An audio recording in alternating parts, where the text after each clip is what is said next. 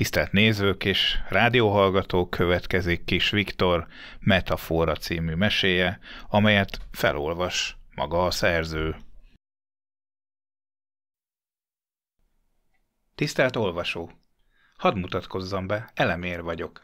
Születtem 2021. október 9-én. Bajszom hossza 2 centiméter oldalanként. Lábam mérete 1-es. Fülem átmérője 16,5 mm. Vártam, hogy 2-esben maradjunk. Van egy csomó minden, amit el szeretnék mesélni. Ezért tegyél hát párnát a fenekem alá, és helyezzel engemet kényelmesen. Na akkor én mondom is. Vigyázz, kész, rajt, tűz! A legnagyobb gond, hogy mindig baj van. Olyan csudamód kacifántos az élet, kérem tisztelettel, hogy már vízholyag nőtt a talpamra tőle. Hidd el, hogy én mindig a legjobbra törekszem. A körülmények és a véletlenszerűség műve lehet, hogy kellemetlenségek áldozatává válok. Pedig azt gondolná az egységsugarú rágcsáló, hogy kisegér, kiskalamajka. Pont ellenkezőleg. Ez a sztori is ott kezdődik, hogy zötyögök ezen a fránya vasúti szerelvényen. Megyek anyámhoz, Sopronba. Látni szeretném. Sosem találkoztam még vele. Na, és úgy összerázódott a pocakom, hogy még az is lehet, hogy le fogom hányni valakinek a cipőjét. Direkt. Nem, a vonat miatt van az egész. Bár talán az sem segít, hogy itt a radiátor mellett ücsörgök a bazimelegben, mert ugye jegyem az nincsen, el kellett bújnom. Nem lógok, semmi ilyesmi.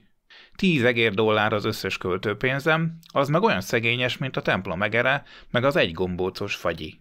Ebből nem lehet jegyet venni, vagyis biztosan lehetne, de akkor egyrészt nem lesz pénzem a visszaútra, másrészt gondoskodnom kell róla, hogy meglegyen a napi sajtos tallérés, üdítőital ellátmányra is a keret.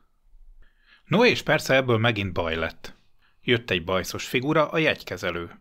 Mondtam neki, hogy ha ő kalauz, akkor lesz olyan kedves engem elkalauzolni a büfékocsiig és vissza, mert sürgősen kalóriát kell bevinni a szervezetembe. Ma még csak 14 szerettem. Szó-szót követett, és valamiért ez a kedves bajszos ember minden áron arra akarta kihegyezni a diskurzust, hogy már pedig én mutassam meg a menetjegyemet, gyors vonati pótjegyemet, helyjegyemet, és még egy csomóféle típust említett, amelyekkel én bizony a korábban említettek szerint nem rendelkeztem. Mutattam neki a lyukas tornacipőm talpát, és elmondtam, hogy szegény családból származom, nyersen ettük az olasz tésztát kiskoromban. Kapis? Porvacsesznek vasúti megállónál leszállítottak. Cseszhetem. Kénytelen voltam betérni a restibe, nem bírtam idegekkel a stresszt. Le kellett húznom egy felest, és vennem kellett egy fülest. Ülök ezen a pirosra festett padon a peronon, és a lábamat lóbálva fütyörézgetem a kedvenc dalomat, amelyet rajtam kívül nagy valószínűséggel senki nem ismerne fel. Titkos dal, előttem is az.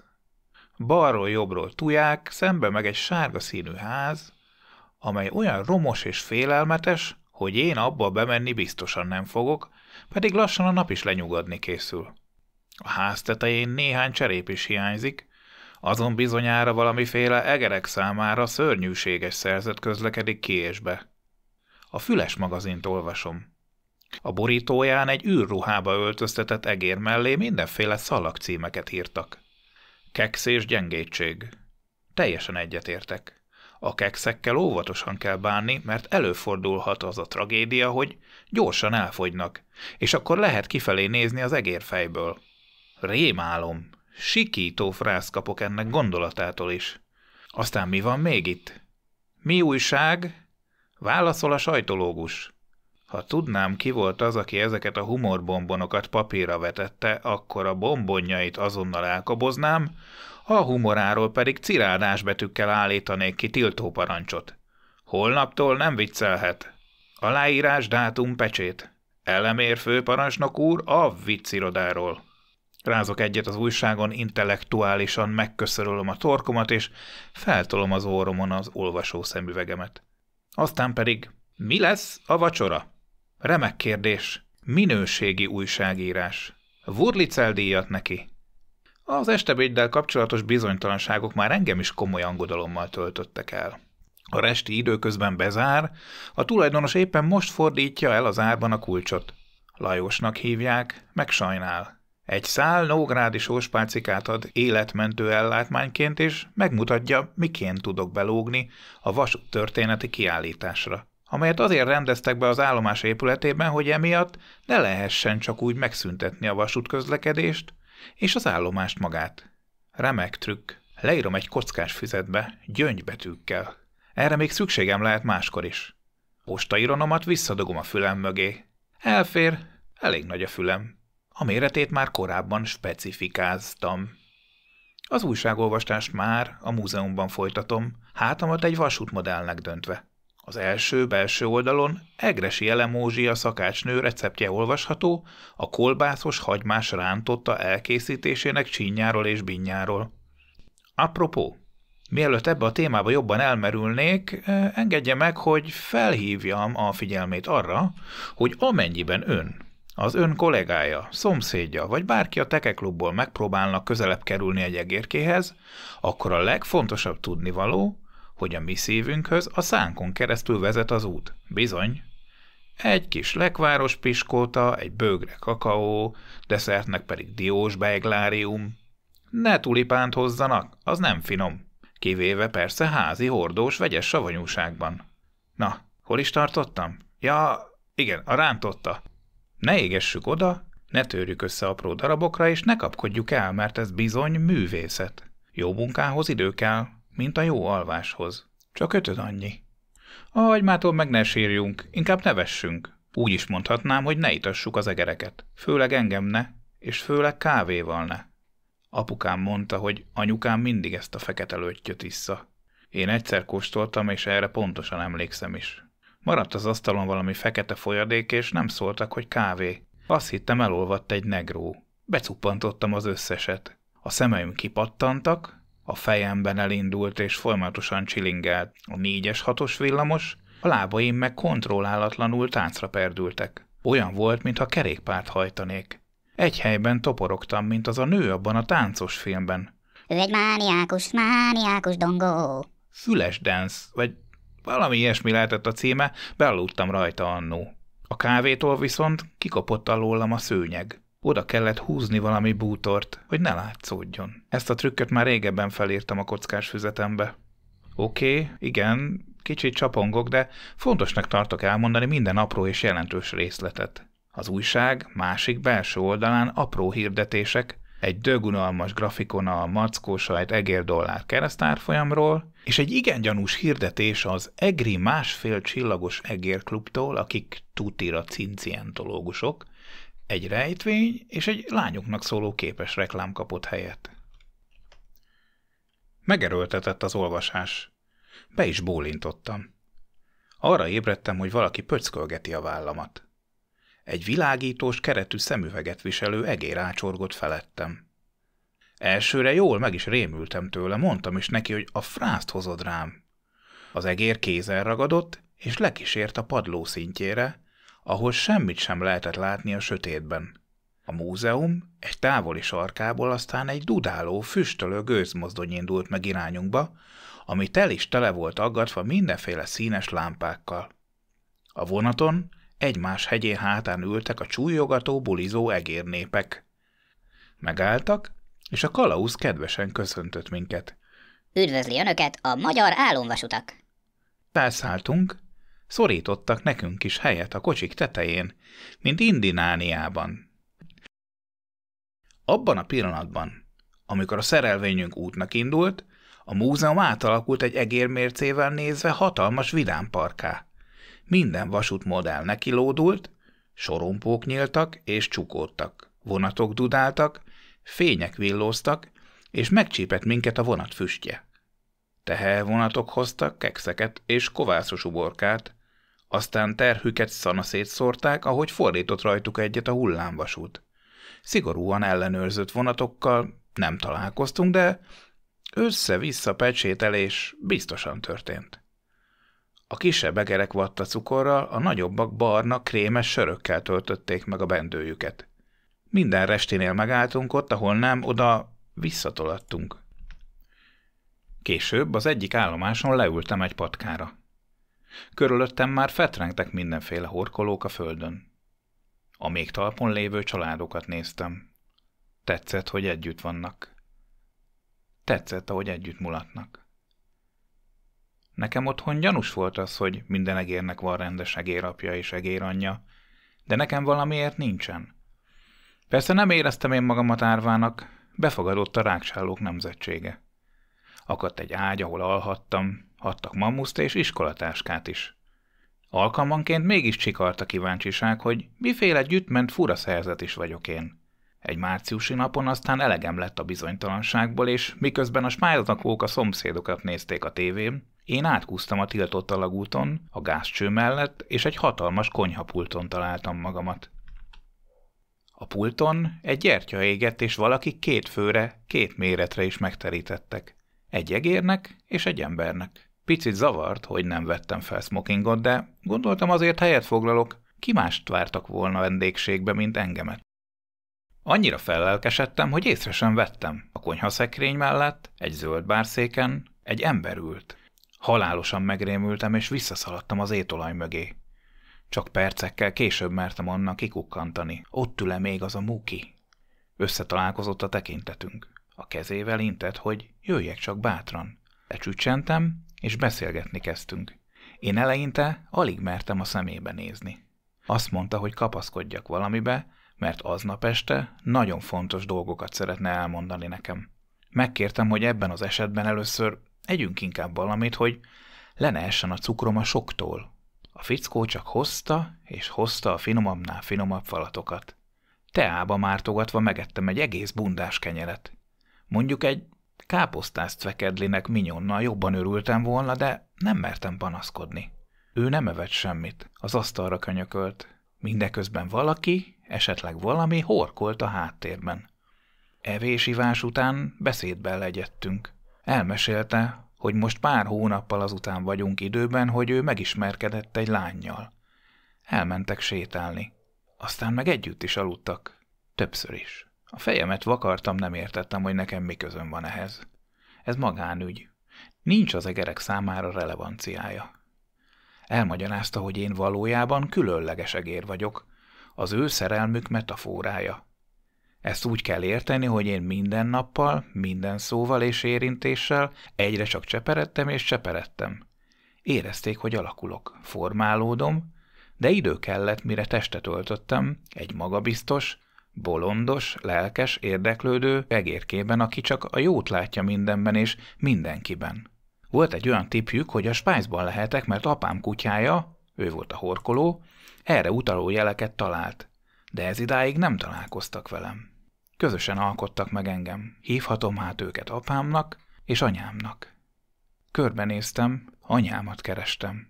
Aztán ismét apám felé fordultam, aki a fejét rázta. Anyám tegnap elköszönt és elment. Később megnéztük a Csillagok háborúját a tévében. Nekem, vidékiként kicsit úgy tűnt, hogy az alkotók valamelyest elvesztették a kapcsolatukat a valósággal. Filozófiailag ezt mifelénk úgy tanítják, hogy ami ehető, az van. A robot nem ehető, tehát nincs. Ennyi. Nem kell itt mindent túl komplikálni. Lézerkard, tavaszi tekercs. Éjfél előtt még meghallgattuk a fülharmonikusokat és a Nyekenyóka gyermekkórust, akik Sajtovszky a Diótörő című művét adták elő. Kicsit megfájdult a fülem tőlük. Visszakúztam a gázcső mellett a spájzba. Minden függöny mögül egerek leselkedtek.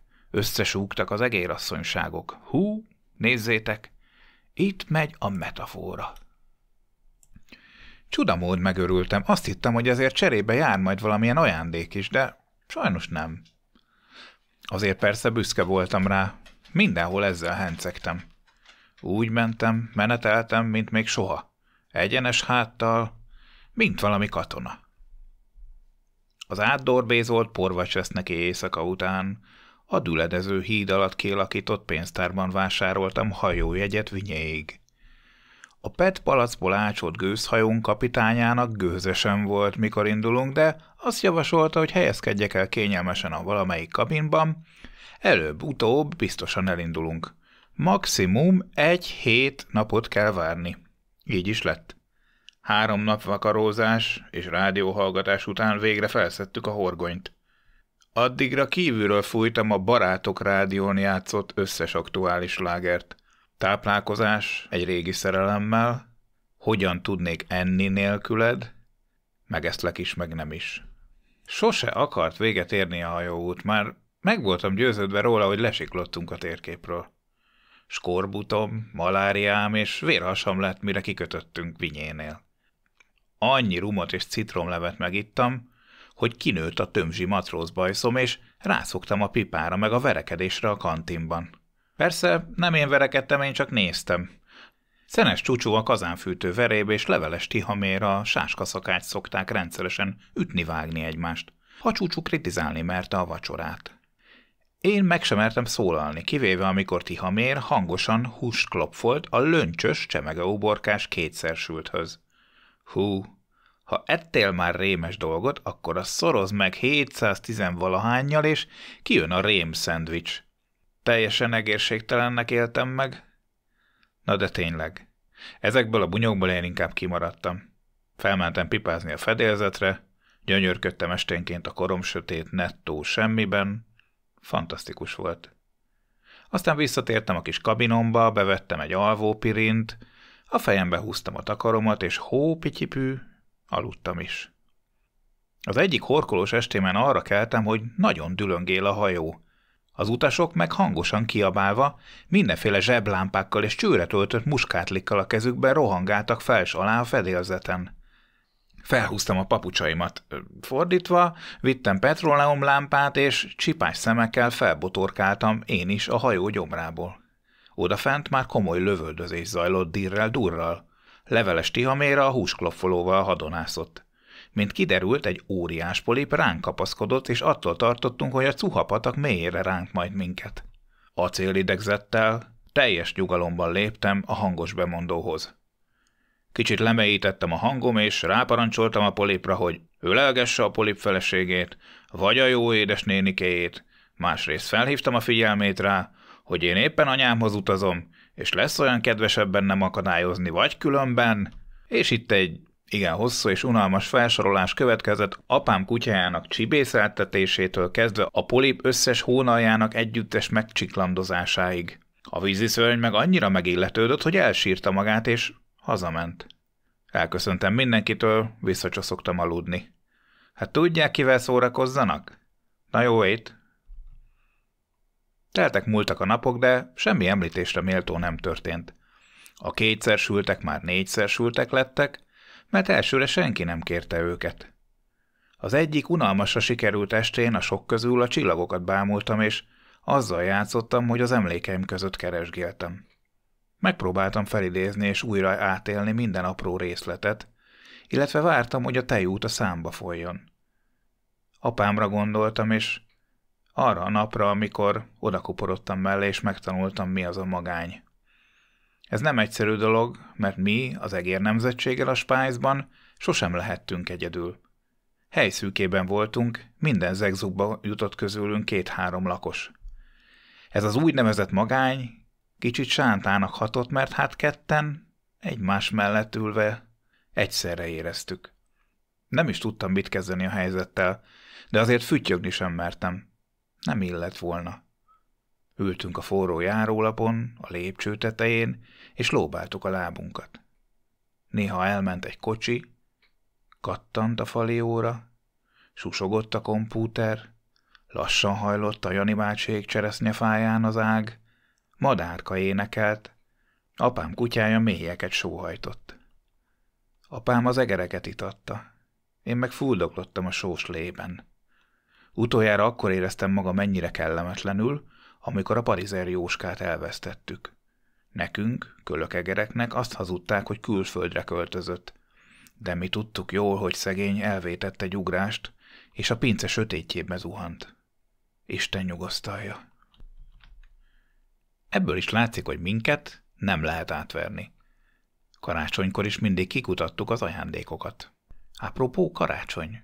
Azt meséltem már, hogy milyen volt az előző karácsonyi buli, amikor ismét rendes éves evésre gyűlt össze az egér nemzetség 2023. december 24-én szenteste? A rendezvény helyszínéül Szotyi Lajosék kastélyát, fővédnökének pedig Egressy Elemózsia szakásnőt választották. A nagy egérbulira 1417-en jöttek el, túlszárnyalva minden eddigi rekordot. A megjelentek között nem kisebb nevekkel, mint az egri másfél csillagos egérklub elnökségével, ők a tudjuk kik, vagy éppen a Balaton-kekszi énekesnővel, Rizsa Magdolnával találkozhattunk, de eljött az Öskői Mogyoró műhely és a Péti Lekváros Linzer Egyesület is. Megjelent Kakaó Mátyás és Ropi Dezső, tiszteletét tette a templom egere és a gazdag Stolberg család is gyíkbőr kabátban. A hangosításért a Fülefon felelt. Abban az évben az Aranypiskóta díjat közösség leépítő munkájáért Rontó Cica Sára kapta. Az érkezést követően ajándékok átadása, elégedetlenkedés, sírás-rívás, pulóver szépségverseny, lábújszámlálás, óvatos gyertyagyújtás, majd tűzoltás, csúlyogatás és közös kántálás következett. Darálós Jácint tiszteletes mondott egy borzalmasan unalmas beszédet. Az ünnepi asztalra jogacsos sajtok, sűrű cukros tej, tönköly búzapuding és diózserbók kerültek. A talpalávalót kis grízes X bajusz makaróni featuring Mangó Margit és tánczenekara fújta és húzta-nyúzta. Nagyra puffadt hassal tekintgettem ki az ablakon. Anyukámat vártam nagyon. Hát, ha ő is eljön. Szomorúságomban picit pityeregtem is. Nem jött el. A vacsorálásban alaposan elfáradt vendégekkel közösen végül pizsomába bújtunk, és egymás hegyén hátán keresztbe kasul elhelyezkedve lefeküdtünk aludni. Másnap arra keltem, hogy az orrom likában van valakinek a kislábújja. Hú, de hatalmas parti voltám. A rendezvény okozta hangzavarért, a szervezőknek a Dunántúli naplopóban kellett egész oldalas közleményben elnézést kérnie. Hangoskodtak a fülharmonikusok. Ja, és mielőtt elfelejtem, a tombola fődíjának nyertese egy számítógépet kapott. Egérrel és egerentyűzettel. De micsoda egy hülyeség ez? Hát ez aztán marha jó egy egér. Műanyag gombokkal és kábelfarokkal. Ennek semmi értelme. Ahogy mi valódi egerek szoktuk mondani, ennek se füle, se farka. A kakaós bögrének van füle, az úgy oké, az jó. Apám kutyájának van farka, az is stimmel. Na de ez a kábelfarok? Ez kérem egy nagy nudli. Bár ezzel most megsértem a nudlikat. 100 évvel később, legalábbis én ennyinek éreztem, végül csak sikerül kikötnünk Vinyénél. Kezet fogtam az utitársakkal, és felkaptattam az emelkedőn a kőpince fogadóig. Éhes voltam, mint mindig, de nem mertem pénzt költeni. Felmásztam egy oszlopra, és onnan figyeltem, hogy mi történik. Kolbászolt ott egy annyira csúnya kutya, hogy ilyet egér még sosem látott. Füle farka csenevész, lábai vékonykák, az ében fekete szőre meg úgy nézett ki, mintha megtépték volna, de minimum beteg lenne. Őt figyeltem, mert feltűnt, hogy mindenféle kajánkat kap a kiránduló családoktól. Füttyentettem neki, oda is jött hamar. Illedelmesen bemutatkoztam, és elsírtam a bánatomat, hogy rettenetes éhség gyötri apró testemet. Csak legyintett, azt mondta, hogy várjak csak egy pillanatot, és elintézi. Elrohant, aztán meg gyorsan vissza. Mit szeretnél enni? Kérdezte. Én meg bepróbálkoztam egy sajtos tejfölös tönkölylángossal. Semmi gond, mondta. Oda ment a büfé körüli padokon üldögélőkhöz, akik azonnal adtak is neki valamit. 1 perc sem telt bele, és már tömtem is magamba az ingyen kaját. Gyurinak hívták, és hivatalosan kopasz kutyának apostrofálták az oltási könyvében. Kicsit bánkódott, mert mindenki fél tőle, meg undorodik is. Viszont pont emiatt képes beszerezni szinte bármilyen ennivalót. Az emberek tényleg akármit odaadnak neki, csak hagyja őket békén. Jól elsztorizgattunk. Elmeséltem neki, hogy milyen volt, amikor tavasszal anyám csomagot küldött onnan a messzeségből. Merő véletlenségből az egérős haza lehallgatói kifülelték, hogy mi készülődik. Az előjelzett kiszállítás napján aztán komoly fogadóbizottsággal vártuk a futárt. Úgy ült ki a banda lábat lógatni és türelmetlenkedni a vaskerítésre, mint ahogy a fecskék szoktak a villanyvezetékre, mielőtt délre repülnének. Itt meg délig nem jött semmi. Kora délután aztán mégiscsak begördült a fehér csodajárgány. Azt az üdvrivalgást kellett volna hallani. Felsikított az egérnép. Apám pakjától Nyulas Misi barátom sokkot kapott, és le kellett feküdnie aludni. A kicsomagolási szertartásra összegyűlt tömegeknek darálós Jácin tiszteletes mondott egy, szokásához híven, borzalmasan unalmas beszédet. Én az első sorban álltam, fejemben egy fülhallgatóval, amiből az szólt, hogy 1-2, 1-2, 1-2, hogy el ne aludjak. A nagy kibontásra többen bevásárlókocsival jöttek, mások direkt előre koplaltak, mert tudták, hogy nem akármilyen minyonok kerülnek hamarosan kiporciózásra. Gyurival lepacsiztam, sok szerencsét kívántunk egymásnak.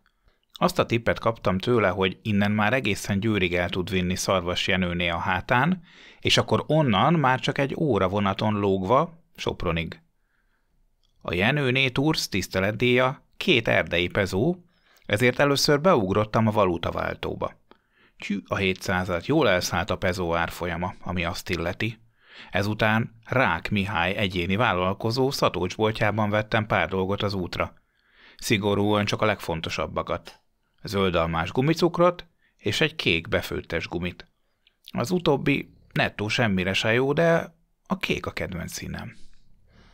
Mókus Judit herbáriumából szerváltam valami kenőcsöt arra az esetre, ha kitörzsölne a nyereg. Bár ez biztosan nem fog előfordulni, hiszen elég dörzsölt vagyok én már így is. Haha. Jenőné olyan sebességgel indult neki az előttünk álló 40 kólaméternek, jól mondom, ugye? Úgy repültünk keresztül a Bakonyon, hogy taknyomnyálam egybefolyt a sebességtől.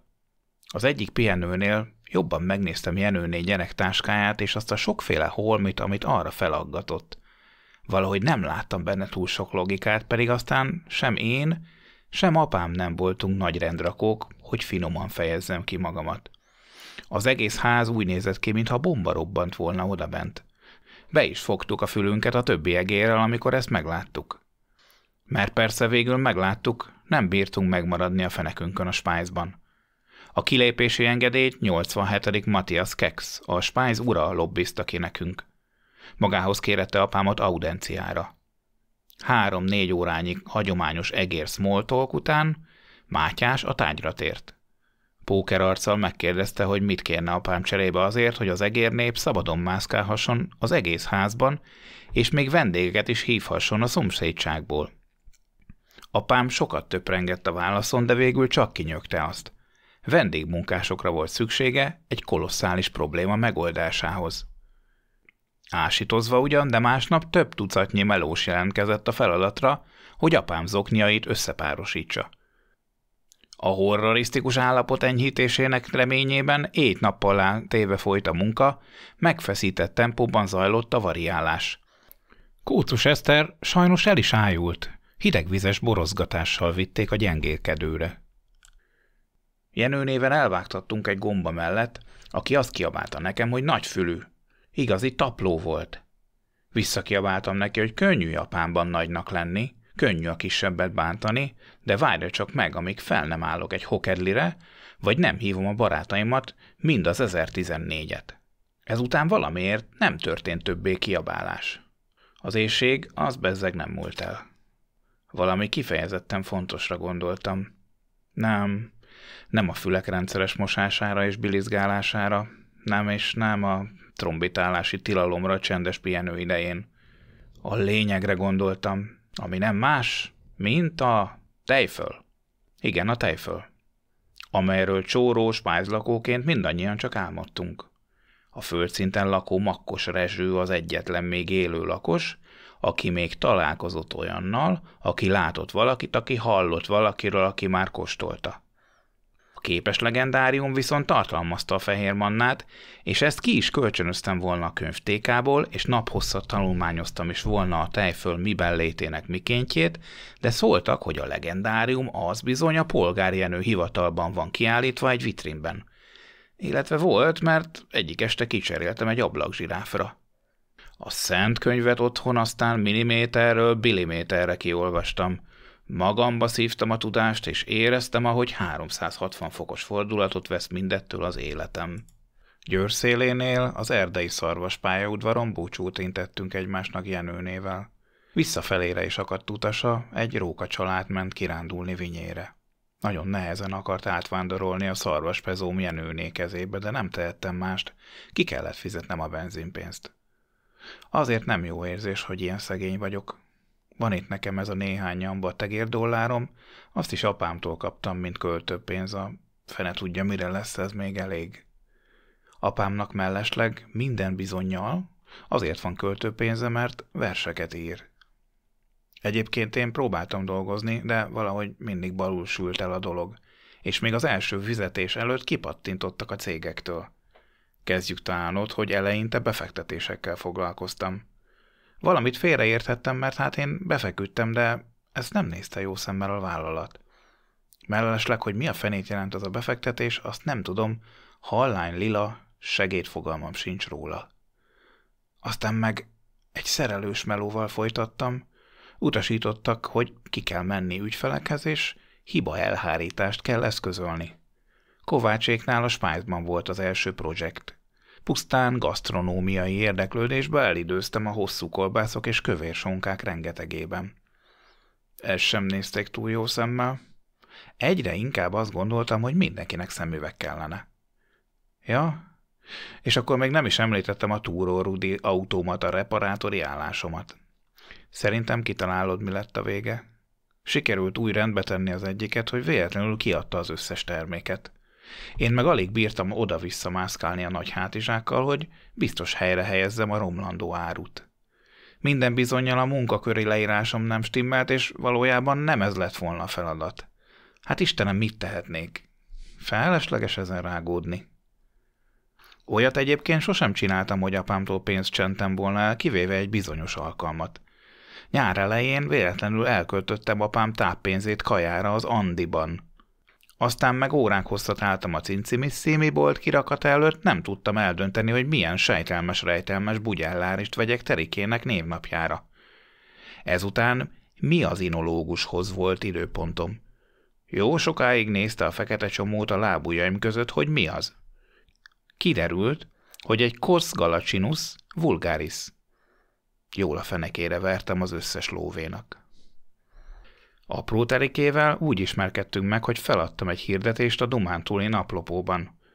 Drága Terézia, megcsiklandoznám az összes talpait. Tisztelettel szembogarainak titkos hódolója Elemér. Terézium erre nem tudott nemet mondani.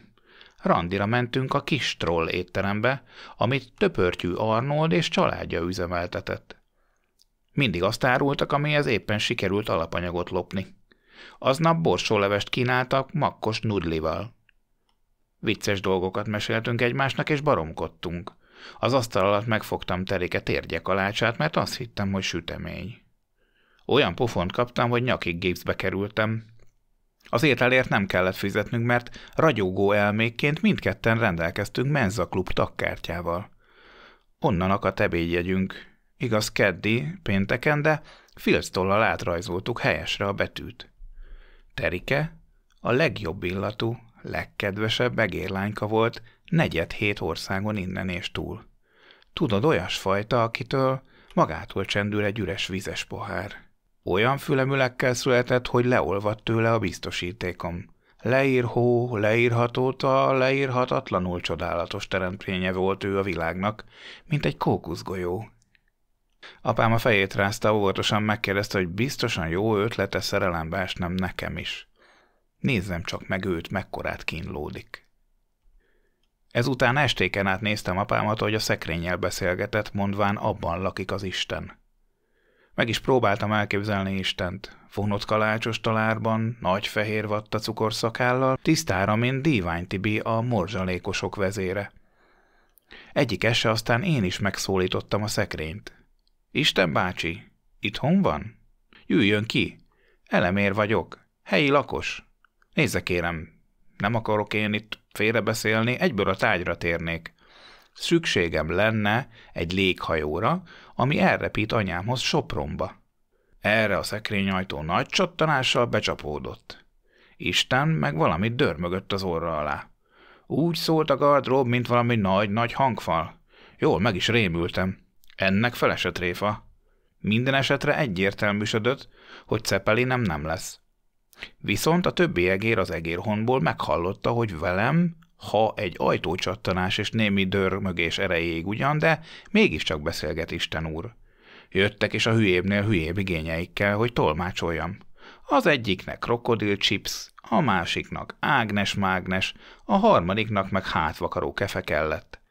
Én meg egy ideig szorgalmasan tettem is a dolgomat, de aztán rájöttem, hogy lehet magnófelvétellel ajtórecsegést hamisítani. Így aztán átértünk a gépesítésre. Kérés elmond, play gomb megnyom, tiszteletdíj csokinyúlfül beszed. Aztán egy szép napon jött a hatalmas bajszú Nénó Laci a rendőrségtől, és elkobozták a magnót Isten hamisítás vágyával. Kaptam egy jó nagy fekete pontot a paszportomba, pedig alapvetően én nem vagyok füllentős. Na jó, mégis milyen legyek ekkora fülekkel? A fejemben kavargó gondolatokkal indultam el gyalog a győri vasútállomásra, hogy megcsípjek egy vonatot Sopronig. Ekkor tájt kezdődtek a megmagyarázhatatlan rosszul léteim. Hiányérzetem támad, de nem úgy, mint általában, hogy hiányzik a hasamból a hecsedli lekvár, hanem mintha én magam nem lennék már ugyanaz az elemér, mint előtte. Odabent, legbelül, mintha egy sárga fényű izzó időnként kialudt volna. Ilyenkor én magam is elvesztem a térben és időben. Emlékképek cikáztak a szemem előtt, de furcsán volt nem a sajátjaim, hanem apám emlékei. Nem tudtam, merre vagyok arccal. Szédelektem, alig álltam a lábamon, és folyt rólam a víz. Egy valamiért éppen szociálisan érzékenyebb hangulatában lévő városi galamb meg is kínált egy kis kenyércsücsökkel, és elszívtunk egy cigicsikket is. Azt mondta csúnya szólva, hogy szarni rá. Ő is ezt teszi mindennel. Én meg minden másodperccel egyre sápadtabb, egyre halványabb lettem. Nem most történt meg először, hogy betegnek éreztem magamat. Tavaly télen csúnyán megfáztam, ezért apám jobbnak látta, ha kihívja Abdul-Babdul mákos tészta Fülöpöt, hogy gyógyítson meg. Fülöp egy nagy és nehéz fonott kosárra jött, meg is fájdult tőle egy kicsit a könyöke. Akadt a kosárban isler, tudod, aminek egy fél dió van a tetején. Aztán hozott még forralt bort, eperlekvárt, citronytortát, zacskós izgalmasat és óriási túrórudit, aminek meg lehetett mondani, hogy milyen töltelék legyen benne. Volt még ott fahéjas csiga, és olyan csoki is, amelynek a papírját visszakérte mondván, azzal tapétázzák majd ki otthon a bőrfélcipőt, amiben laknak. Nekem annyit mondott, hogy kéretik megkapaszkodni, jön a vúdú. Fülöp kántálásba kezdett, azt súgta, hogy mikka-makka, és meghúzta a fülem. Aztán hangosan kiáltott, minyon! Ettől több leskelődő egér is hanyatt esett. Megnyomta az orrnyergemet, és betolt egy tablettás mimit a számba. Meggyújtott egy csillagszórót, füstöt eregetett egy illatos szivarból, majd hirtelen huss, már el is tűnt. Mondanom sem kell, hogy egy cseppet sem lettem jobban a gyógykezeléstől. Egy nagy humbug handa-banda volt az egész. Esteledett már. Így a szabadban gyalogolva egy kicsit hűvösebbre fordult annál, mint amit én komfortosnak éreztem volna. Nem úgy, mint a nyári dögmelegben, amikor apám kutyája szolidan megpöccintette a komód tetejére rakott műanyag öntözőkannát. A gumicsirkejét akarta leverni onnan, ahova azért lett téve, hogy ne érje el. Mi, nyaralásra ácsingózó egerek, meg fogtuk a törölközönket, meg a fürdőruházatot, és papucsban átsattogtunk a másik szobába, a szobapálmához, az újonnan keletkezett tenger partjára. A kutya meg tátott szájjal nézett, hogy mi a szösz, de a játék végül jobban érdekelte, mint mi. Egyébként is szerette volna ránk kenni a kilocsantást. Jellemző. Aznap az a kellemesen meleg és sárga fény tűzött be az ablakon. Be is izzadt a hónom alja, ahogy kiterítettem a törölközőt pont a pálma tövében. Jött egy furcsa lepke, és kérdezte, hogy kérünk-e molyírtót szívószállal. Kértünk 2 is. Belógattuk a lábunkat a vízbe, és kókuszos naptejet kentem a füleim peremére. Cápa nem élt a tengerben, és vízibiciklit sem lehetett kölcsönözni. A sajnos tejfölös lángos elfogyott, és vidékről sem ért fel a lekváros palacsinta. Kukoricát nem kértünk, mert azt meg Tarajos Robi a kakassózta el, így aztán a csirkéktől vettünk chipset, és gulyáslevest Imrétől, a szobavízilótól, aki a televízió mögött lakott, és az volt a víziója, hogy egyszer majd ő lesz a vizek telivér lova. Tökre jól éreztük magunkat, be is írtam a panaszkönyvbe szépen kanyarintott betűkkel, hogy ide sem jövünk többet. Ez egyébként nem sokkal azután történt, hogy forrasztó Ödön megalakította az International Spies Agency-t, és elrepült az űrbe. Ödön az a furcsa figura volt a harmadik polcon, aki mindenféle drótokat kötött össze mindenféle egyéb olyan bigyókkal, amelyeknek a nevét rajta kívül senki sem tudta. Annyira jóban lettünk, hogy egyik kedden megkérdezte, hogy van-e kedvem az űrbe utazni vele. Mondtam neki, hogy én azt inkább kihagynám, mert aznap éppen rakétazöld babot tálaltak fel vacsorára az űrállomáson, azt meg nem szeretem, azt tegyék meg a földön kívüliek. Azért arra megkért, hogy csapjam már be utána jól az űrhajó ajtaját, miután ő beszállt. Ödönt a kilövés óta nem láttuk. Félő, hogy túllőtt kissé a célon. Az élet feneke nem táj fel. Ez az élet finn torma. A Győri utcákon sok helyütt zenét hallottam. Pont a vasútállomás előtti garázssoron is próbált valami egészen tehetségtelen banda. Mintha magunkat hallottam volna. Életem egy bizonyos szakaszában rossz társaságba keveredtem. A régi szeszes italos üvegek között zajló dorbézolásaink során véletlenül megalakítottuk a zsebcsoki zenekart. Én lettem az énekes. Gófri Tomi a basszusgitáros, mert ő káromkodott a legjobban, és Pálinka Jani a dobos, mert ő szerette közülünk leginkább a dobostortát. A cincin tányér ugye adott volt. Egyikünk se járt konzervatóriumba, illetve de én egyszer megnéztem a marha májkrémeket az alsó polcon. Klasszikus egér punk rockot játszottunk, olyan nagy és tiltott slágerekkel, mint a Kihányta le a nadrágom és az Adj egy csókot Rozi. Egy koncertet tartottunk, amire elfelejtettünk elmenni, de így is állati jó buli kerekedett. Úgy mesélték mások, akik szintén távol maradtak. Hiába kérem, punch, not dead.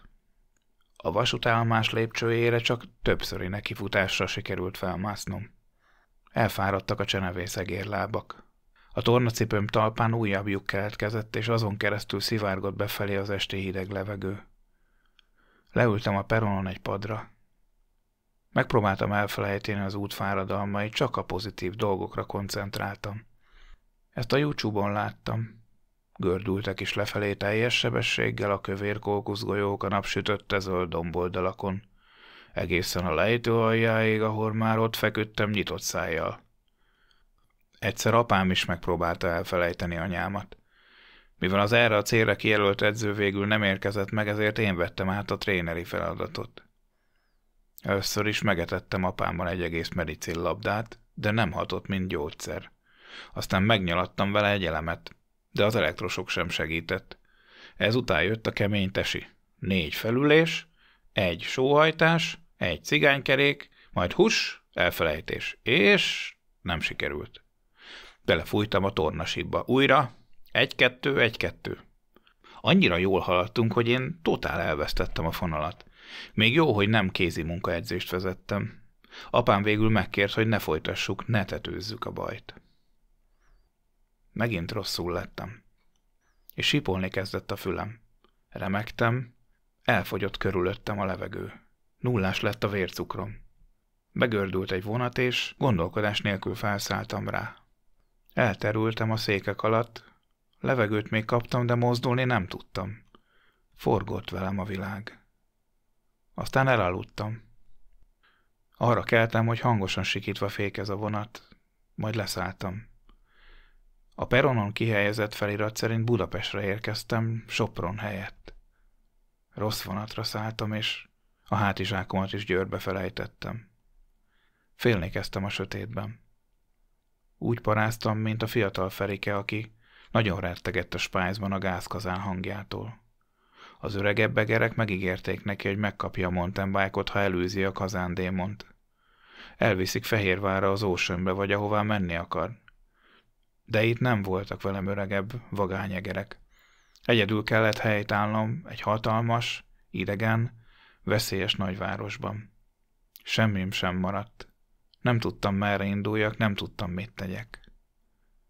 A perronra települt büfék egyikénél találtam egy kis pizza morzsalékot. Azt gyorsan betoltam. Elég száraz és ízetlen moslékot árulnak itt, paradicsomszósz sem jutott rá. Aztán el is zavartak. Micsoda egy hülye egy hely az a Budapest. És mennyivel jobb vidéken. Az emberek nem mindenütt tűrték meg az egérnépet, ezért aztán annó a mexikói étterembe is inkább áruhába mentem be. Jobb a békesség.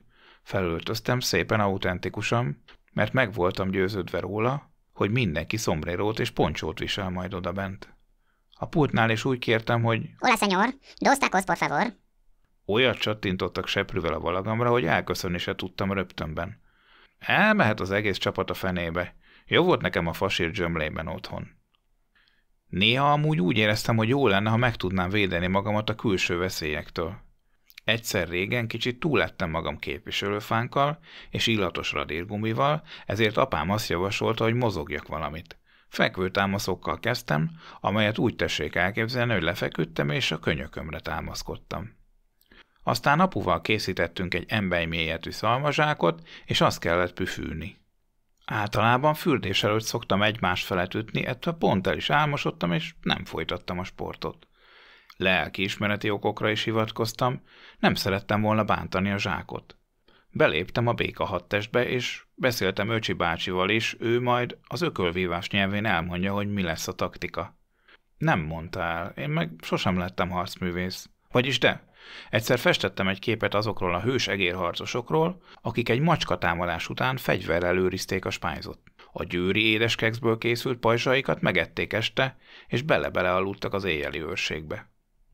A hibáim és rosszaságaim miatt egyébként, bármennyire is hihetetlen, szoktam néha rosszul is érezni magamat. De ennek mestere mégiscsak apám. A nagymama mondta egyszer apámnak, hogy hagyja abba az önmarcangolást.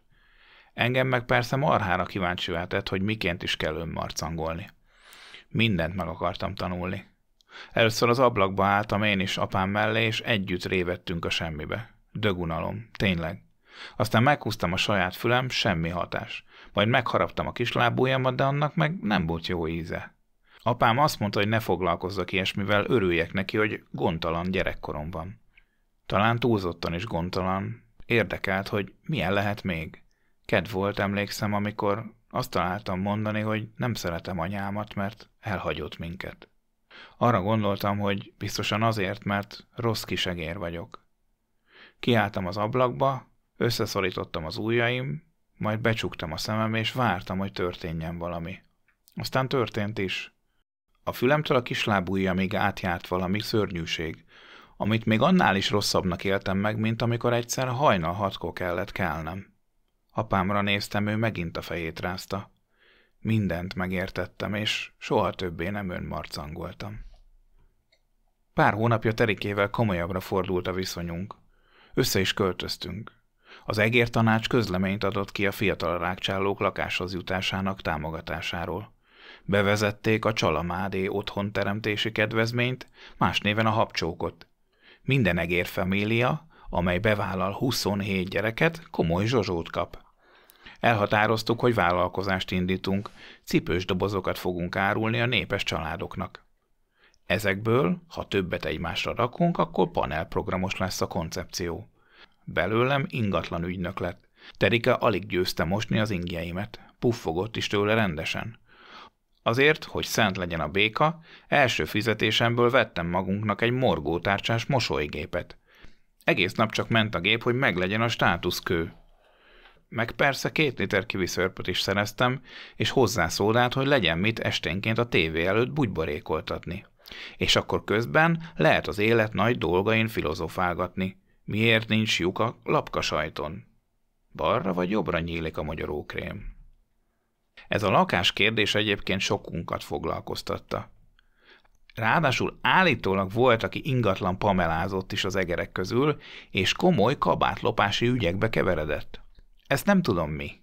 Azt viszont igen, hogy apám semmire sem jó konyhai kisgépei annyi helyet foglaltak a spájzban, hogy komoly lakhatási probléma alakult ki, és mindent elsöprő elégedetlenségi hullám indult meg egérkörökben. Kitört a gépromboló felkelés. A forradalmárok megrohamozták a hotdoggépet, és lelökték a felső polcról a földre, ahol az ripityára törött. A gép hotdog kifli készítő rudacskáit, mint valami rakétákat lőtték ki a gófri sütőkre. Mind a 4-re. Pik-puk, dirdur? Én mindebben érdeklődés hiányában nem vettem részt. Amúgy is csak útba lennék. Nem vagyok egy lázadó alkat. Budapest sosem lesz a kedvencem. Ezeken az utcákon furcsa alakok kolbászolnak ide-oda.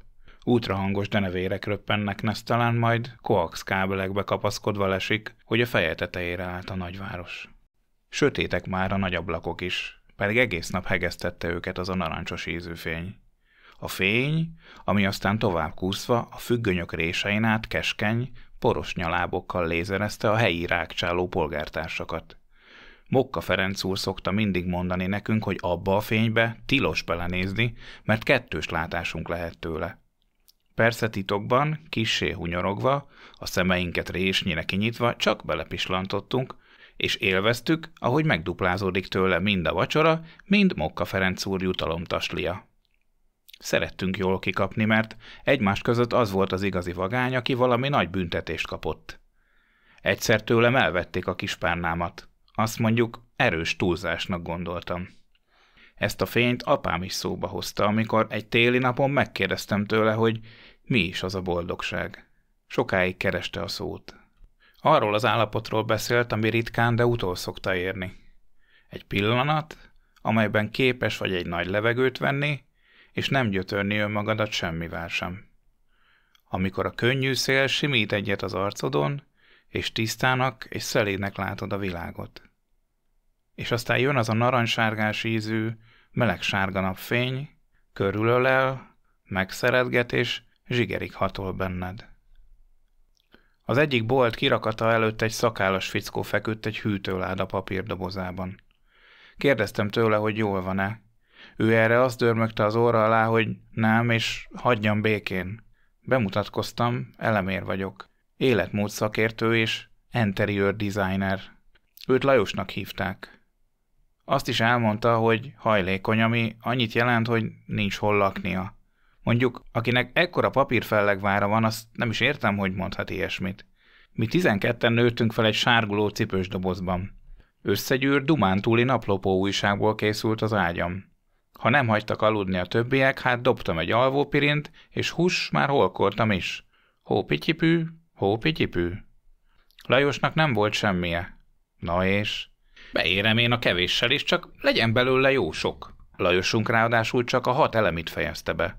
Én jártam fifikából korepetálásra, ezért vagyok ilyen csalafinta. Hallgattam szörnytant, ugróiskolába mentem. Nyelvtanórán fagyit nyaltunk, ezért nem tudom mi az a légy és a 2B. Középiskola után tovább tanultam egy főzőiskolában, majd egyetemi végzettséget is szereztem. Benne van a nevében egyetem. Csupa kitűnő osztályzatot kaptam. Lajos hamar rájött, hogy nekem mindenre van egy jó válaszom. Megígérte, hogy holnap új életet kezd, csak hagyjon már békén. Pár utcát jártam talán be, és újra utalért a súlytalanság. Olyan volt, mintha Szivacson jártam volna, és 1000 meg 1000 éve sétálnék már. Sopronba képzeltem magamat, majd belém hasított a felismerés, hogy tulajdonképpen gőzöm sincs pontosan, hol is lakik anyukám. Becsöngettem itt-ott, lépcsőházakba kiabáltam be, de mind hiába, anyu sehol. A főtéren bulit tartottak. Hatalmas tömeg ácsorgott egy nagy színpad előtt. Tompák lettek a hangok, és forgott velem a világ, ahogy 1000 láb között csapódtam ide-oda. Félő volt, hogy összetaposnak, de valami csodával határos módon mégiscsak elkeveredtem a rendezői sátorhoz, ahol bemondattam, hogy Elemér sürgősen várja édesanyját a színpadnál. Sokáig toporogtam ott, de nem jött senki. A rendezőség meg kitessékelt a sátorból, azt gondolták, csak szórakozom. Hanyatt a színpadra feküdtem. A csillagos sötéteget néztem. Látásom elhomályosodott. Az égre lőtt tűzijátékok hurrikánként pörögtek-forogtak felettem. Az erősen villódzó fényekkel megvilágított színpad egyik hangfala szétrobbant. Darabjai szanaszét repültek, és egy részük pont mellém csapódott be. Nem tudtam, hol vagyok. Úgy éreztem, mintha én már nem is lennék ott, ahol, és mindez nem is velem történne. Aztán elájultam. Arra ébredtem, hogy csend van, és immáron üres a tér. Pár részeg lézengett már csak ott, meg egy pasi fejlámpával, aki elhagyott apró pénzt, és ékszert keresett a macskakövek hézagaiban. Nyugalom és csend ült mindenen. Egy nagyon magas házon megakadt a szemem. Csak a legfelső emeleten pislákolt valami halvány fény. Apám jelenlétét éreztem a közelemben, és immáron tudtam, hová kell mennem. Gyenge lábakkal szálltam be a liftbe, ami csak 16 emelettel vitt feljebb. A 17-re már gyalogván szorogtam fel. Az egyik lakás ajtaját valakik résnyire nyitva hagyták. Vártak rám. A szobát átjárta anyám parfümjének édes illata. Tudtam, hogy ő van itt. Régebben hozzánk a spájzó is beszivárgott ebből az illatból, csak akkor még nem tudtuk, hogy honnan is ered. Felmásztam a könyvespolcra, és kinéztem a városra. Odalent, a házak között láva folyamként hömpölygött a kocsik vége láthatatlan sora. Sosem tapasztaltam még ekkora csendet. Hallottam a saját szívem dobogását is. A kanapén ott ült egymás mellett anyám és apám. Apám a szőnyeget nézte, anyám apámat, én pedig anyámat. Halkan és lassan beszéltek egymással. Megfogták egymás kezét, összebújtak és hosszasan ölelték egymást. Oda kúztam én is. Halványan pislákolva éreztem még mindkettejük melegét. Aztán eltűntek, és eltűnt a magas ház és a szoba is. Ott lebegtem a semmiben, 17 emelet magasan. Finom rétesek illatával telt meg az orrom. Csengettyű hangját hallottam. Repülni kezdtem. Fel a csillagok közé. A Mars édes ízű érett narancs, a Szaturnusz aranyfényű fánk volt. Nénó Laci bácsi irányította a bolygóközi közlekedést. Egy hófehér terembe érkeztem. Ezernyi egér katona tisztelgett nekem csillogó egyenruhákban. Egértankok vonultak fel, egérzeppelinekről szólták a csillámport, és egerek érkeztek szivárvány színű ejtőernyőkön. Feneketlen tálakból kínálták a kólás gumicukrot. És igen, eljött a Spice Girls is. Ez nem lehetett más, csak is az egérmennyország. Egy óriási szekrényhez kísértek. A szekrényből egy fehér ruhás nagyszakálú bácsi lépett ki, aki lapátnyi tenyerével felemelt a földről, és mélyen, nagyon hosszasan a szemembe nézett, majd megszólalt. Elemér, komoly gondok voltak azzal a magnós isten hamisítással. Idefent meglehetősen nagy vihart kavart ez az ügy. A zsebcsoki zenekar szövegei is igen nagy felháborodást keltettek angyalkörökben. Ennyi csalafintaságot még nem láttunk, pedig aztán itt vagyunk már pár millió éve. Pontosabban, mióta az idő, mint olyan létezik. Ekkor a bácsi ujjai hegyéből az a színes, narancsos színű melegfény áramlott ki, amellyel annak idején a szemünket lézereztük. Ettől a fénytől viszont nem lett kettős látásom, mást éreztem. Elmúlt a rosszullét. Elmúlt az üresség érzete. A bácsi megint megszólalt. Olyan komolykodóan és nagy hatásszünetekkel beszélt. Nem értettem, mire ez a nagy felhajtás. Édesanyát szeret titeket, de az élet nagyon messze sodorta tőletek. Te pedig javíthatatlan vagy. Éppen ezért mindannyiunknak jó hír, hogy döntést hoztunk. Nem kell itt maradnod velünk a mennyországban. Visszaküldünk a földre. Mostantól legyél rossz, hivatásszerűen. Azt szeretnénk, ha sikerélményed lenne ebben, és nekünk sem kellene időről időre meglepődnünk a dolgaidon. Elkönyvelünk olyannak, amilyen vagy. Egyél, igyál, neves, szeress. Na, Sipirc, mielőtt meggondoljuk magunkat. Ja, és Terike telefonált a szekrényen keresztül. Azt üzeni, igyekezzél haza füvet nyírni, és vegyél kenyeret. Egy csodaszép tollazatú hófehér páva érkezett, a fején pilótasisak. Az első osztályra szólt a jegyem, ahol felszállás után mogyorókrémet, téli fagyit és diszkósajtot szolgált fel Mónika, a tengeri malac stewardess. Az utóbbihoz adtak színes fényeket is úgy, hogy Mónika 3 villantott egy tákolt-mókolt, összeszikszallagozott zseblámpával.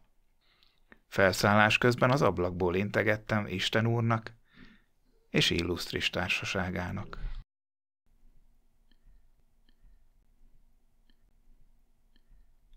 Ha-hó, olvasó, ébresztő, bealudtál?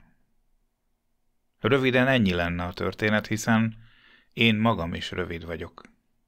Azóta egyébként megkomolyodtam. Apámmal, a kutyájával és Egérország minden lakójával együtt elköltöztünk 7 házpusztára, az erdő mélyére. Apám legóból épített nekünk kacsalábon forgó palotát. Képzeld, Terikével 10 ikreink lettek. Így már csak 17 gyerek kell a habcsókhoz. Teréz olyan mennyasszony volt, hogy 0-val osztottam, amikor megpillantottam. Közösen vettünk egy lovat, de csak azért, mert annak túrós a háta.